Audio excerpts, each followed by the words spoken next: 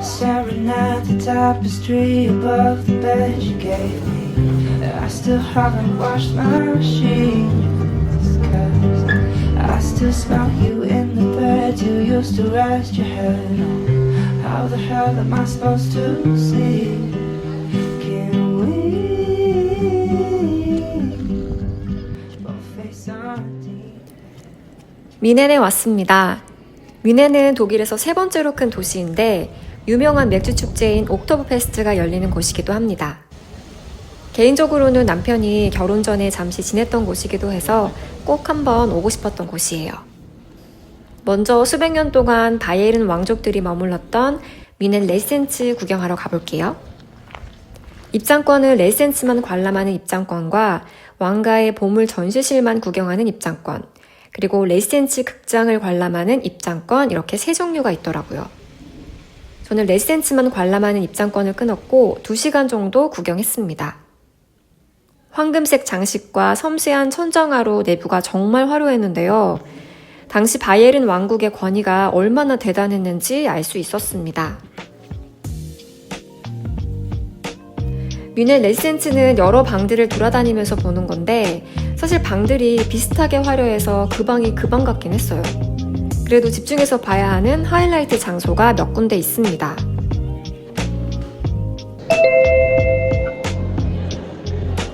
천장에 프레스코화와 고대 조각상들이 줄지어 장식되어 있는 대형 홀인데요. 가장 포토제닉한 장소 중 하나입니다.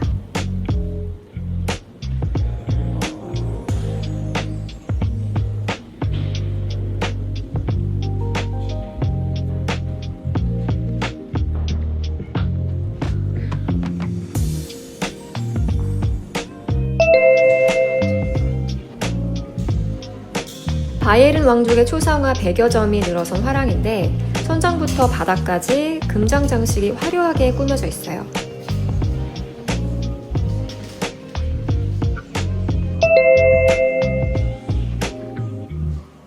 여기는 벽 전체를 빼곡히 채운 마이센 도자기 컬렉션을 볼 수 있는 곳입니다.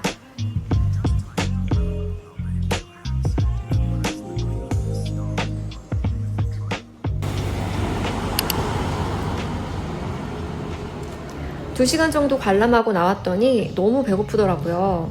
남편이 예전에 뮌헨에서 살 때 자주 갔었다는 일식집에 갔습니다.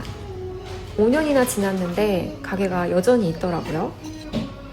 가츠동이랑 오야큐동을 시켰는데 맛은 있었는데 제 입맛에는 간이 좀 세더라고요. 그래도 5년 전 단골을 알아보셨나 호식으로 아이스 모찌를 서비스로 주셔서 너무 감동이었습니다.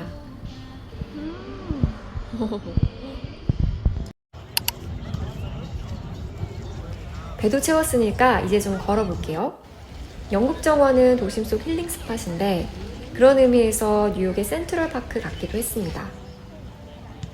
물론 센트럴파크보다 영국 정원이 더 크긴 해요.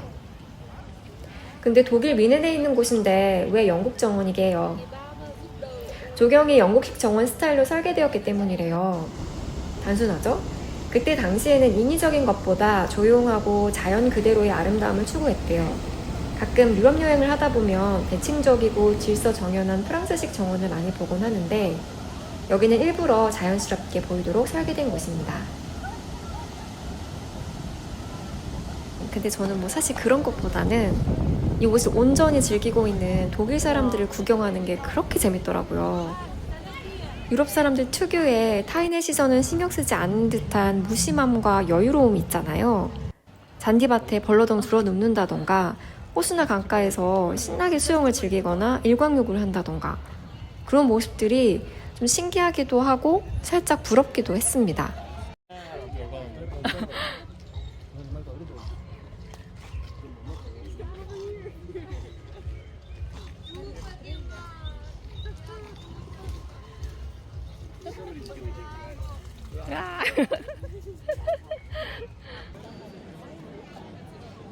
정원이 정말 넓어서 오래 걸었더니 시원한 맥주가 땡기네요. 물론 저는 알 쓰고요. 남편이 맥주를 마시고 싶어 해서 정원 안에 있는 비어가든에서 목 좀 축이고 가겠습니다. 여기는 그냥 자기가 먹고 싶은 음식이나 음료를 집어서 출구에 있는 계산대에서 한 번에 계산하면 됩니다.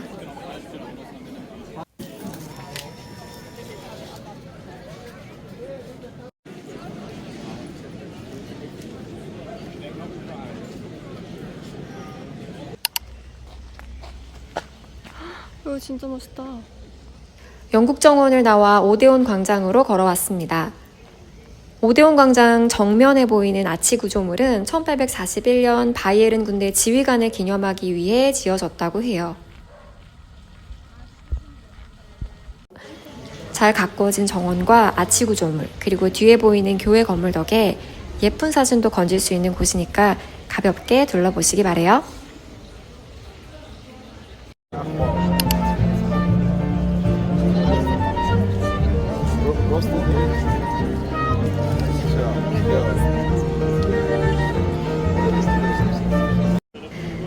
여기는 건물이 멋지기로 유명한 뮌헨 시청사가 있는 마리엔 플라츠입니다.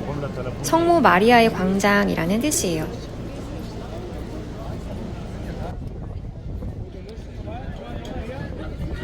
매일 11시, 12시에 인형이 나와서 중세 결혼식과 춤을 표현하는 시계탑 인형극을 볼 수도 있고, 꼭대기 전망대에서는 뮌헨 시내를 한눈에 볼 수도 있습니다.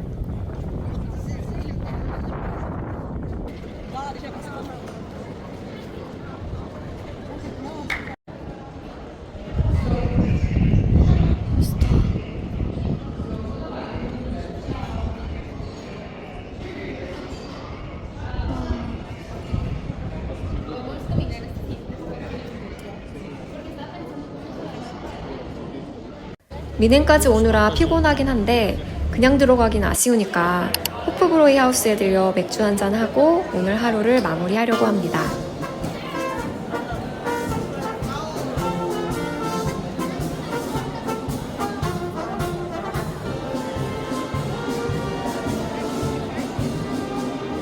간단한 안주거리로 짭조름한 프레첼 2개 시켰고요. 맥주도 한잔 했습니다. 시끄럽고 복잡한 분위기가 나쁘지만은 않습니다.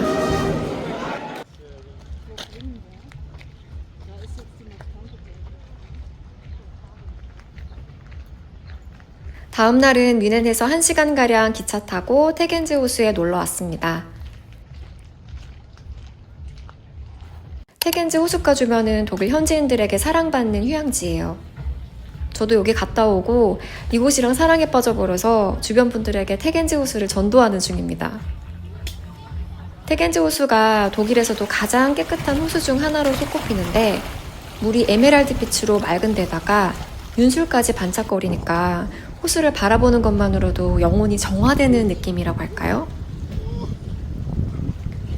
또 호수 주변을 둘러싼 알프스 산맥 덕분에 풍경까지 기가 막힙니다.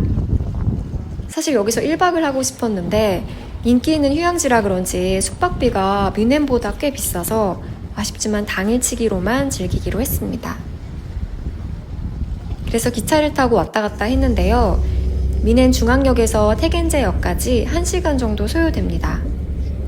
근데 기차를 타실 때 주의할 게 이동 경로를 검색해보면 뮌헨 중앙역에서 RB 57번 기차를 타라고 안내를 해줬거든요. 근데 막상 플랫폼에 가서 전광판을 보면 56번이랑 58번은 안내를 하는데 RB 57번 기차에 대한 안내는 뜨질 않아요. 근데 알고 보니까 RB 56번 기차가 어느 정도 가다가 일정 역에서 앞쪽 칸과 뒤쪽 칸이 따로 움직이는 공동 편성 열차더라고요. 테겐제 호수는 열차 뒷부분에 탑승하라고 되어 있어서 RB 56번 기차에 탑승을 했습니다.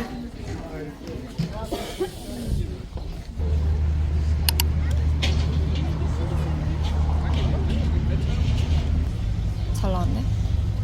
테겐제 호숫가 근처에서 여유롭게 슈니첼하고 파스타 먹었습니다. 파스타는 좀 아쉬웠는데 버섯 슈니첼, 와 이거 진짜 맛있었어요.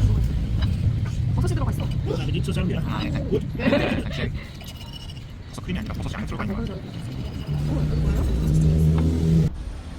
그리고 여기가 뷰도 맛집입니다.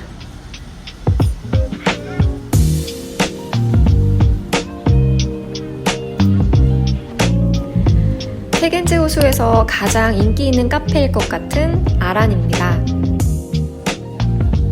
여기는 테라스 뷰가 기가 막히거든요.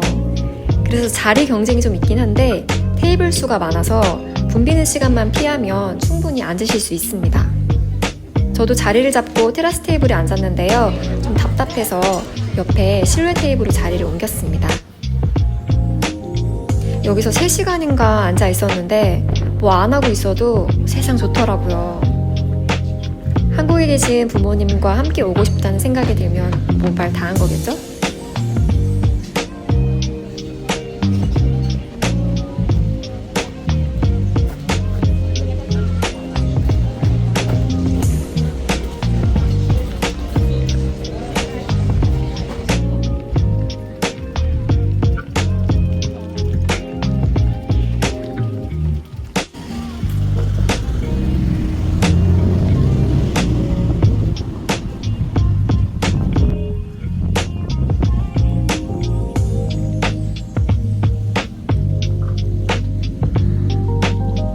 저처럼 그저 식당이나 카페에서 시간을 보내셔도 좋고요.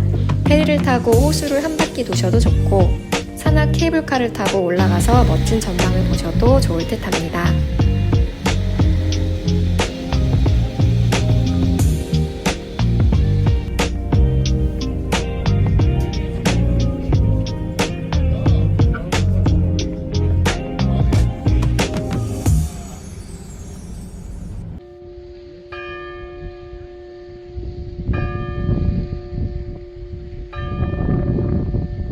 오늘 집으로 돌아가기 전에 닌펜부르크 궁전을 보고 가려고 합니다. 바이에른 왕가의 여름 별궁인 이곳은 디즈니성의 모티브가 된 독일의 노인슈반슈타인성을 직접 구상하고 건설을 명령했던 루트비 2세가 이 궁전에서 태어나기도 했어요.